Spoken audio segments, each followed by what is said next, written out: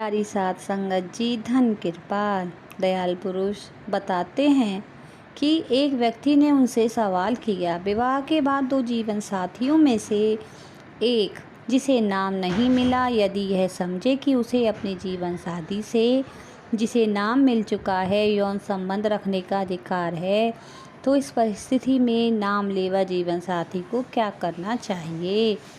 महाराज जी कहते हैं, सुख एक एडजस्टमेंट या समझौता है। अपने जीवन साथी के साथ वैवाहिक जीवन की परिस्थितियों के साथ समझौता सुखी जीवन का दूसरा नाम है।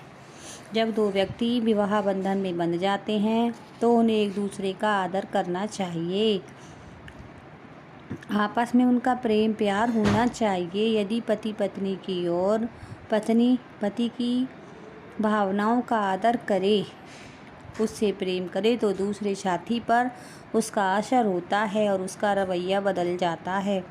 प्रेम के साथ यदि हम नियमित रूप से भजन सुमिरन करें, गुरु के आदेशों का पालन करें, तो गुरु प्रेम की धारा जो हमारे अंतर से प्रसारित होगी, उसका असर स्वतः ही हमारे जीवन साथी पर पड़ेगा और बिना कुछ कहे सुने उसका मन बदल जाएगा।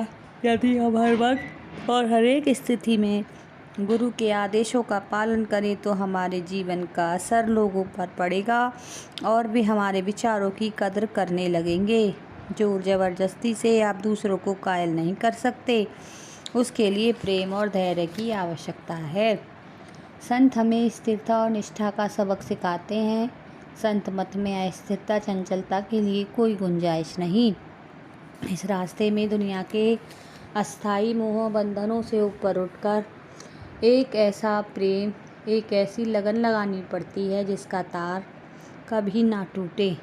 यदि हम जीवन में पवित्रता को धारण करें, नम्रता सहित अपने जीवन साथी की सेवा करें, तो हमारे जीवन का कायाकल्प हो जाएगा, जिसके फलस्वरूप हमारे जीवन साथी का भी मन बदल जाएगा। कठिनाइयाँ तो वैवाहिक जीवन के साथ जुड़ी हुई हैं, इसलिए शुरू में दोनों जीवन साथियों को आपस में समझौता करके चलना होता है। समझौते में कोई दबाव और कटुता नहीं होनी चाहिए। एक दूसरे की कठिनाइयों को समझकर वो प्रेम प्यार से मिलकर चले तो अंत में सत्य की जय होती है। संत मत के रास्ते पर चलने वाले लोग जिनका विवाह हो चुका है, यदि चाहें तो अपने घरों को स्वर्ग बना सकते हैं। ऐसे परिवारों में वातावरण हर वक्त दिव्य बना रहता है। परमात्मा ही दो आत्माओं को आपस में जोड़ता है, वही उन्हें एक दूसरे से तोड़े तो तोड़े। इसलिए संत तलाक को पसंद नहीं करते, वो जोड़ने के लिए आते हैं, तोड़ने के लिए नहीं। अतः परमार्थ पथ पर चलने वाले गृहस्थियों को चाहिए कि सतगुरु की दया मेहर और उनके मार्गदर्शन में वे अपने आपसी मतभेद प्रेम प्यार धैर्य और उदारता के साथ सुलझाएं। इससे व्यवस्था समन्वय एवं सुसंगति में और नर्क स्वर्ग में बदल जाएगा। इन गुणों को धारण करने से नास्तिक आस्तिक हो जाते हैं और पापी पुण्यवान एवं सदाचारी बन जाते हैं। तब हमारा गृहस्थ जीवन सुख संतोष से महक उठेगा।